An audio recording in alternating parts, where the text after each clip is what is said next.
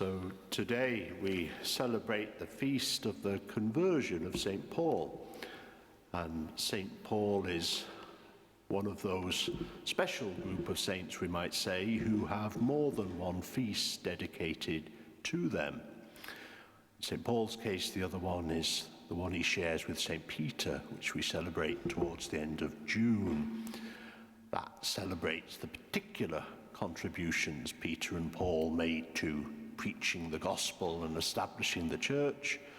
But today's feast focuses more precisely just on St. Paul's conversion, the conversion that would set him out on that path which he would follow.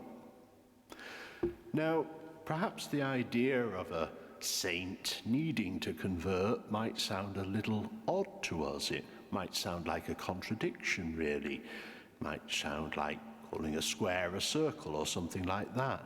Saints, we might think, are very holy people, and therefore holy people don't need to convert, and nor do saints.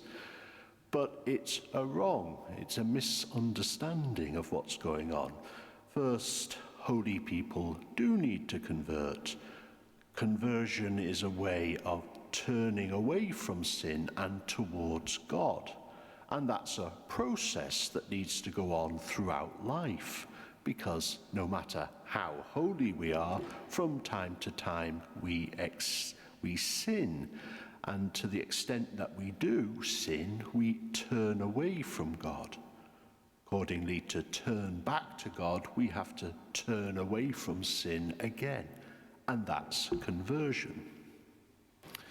Second, this feast is celebrating Paul's initial conversion, not the ongoing conversion that all of us have to practice. This feast is about the conversion St. Paul had to undergo before he became a saint. Now, you might want to challenge this by saying, well, shouldn't someone who becomes a saint be very holy to begin with? Well, I'd say not necessarily.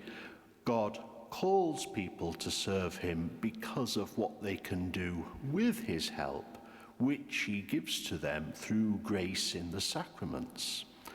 God doesn't call us because of what we've done in the past, not usually anyway.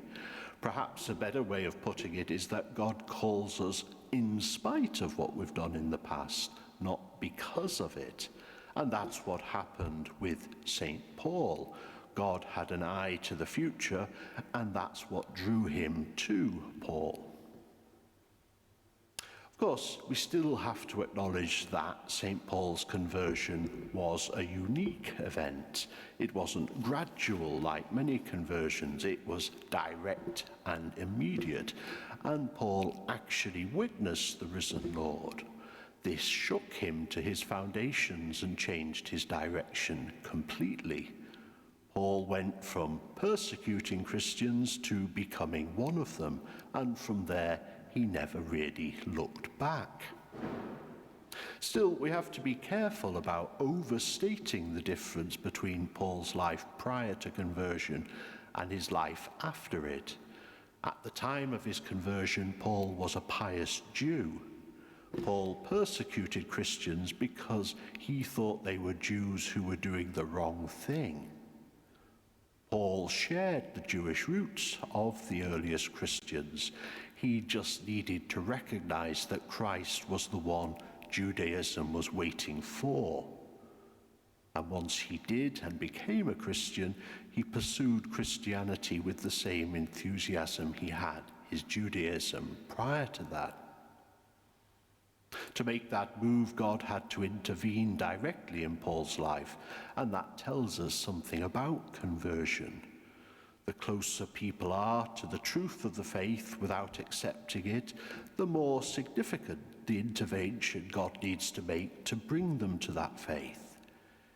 It's almost as if familiarity breeds contempt, and in our own context here, where many people accept the content of at least some of the truths of the faith, but without identifying them as truths of the faith, then it shouldn't surprise us that it's sometimes hard to make headway in the world. Yet just as God could convert Paul, so he can convert our world also.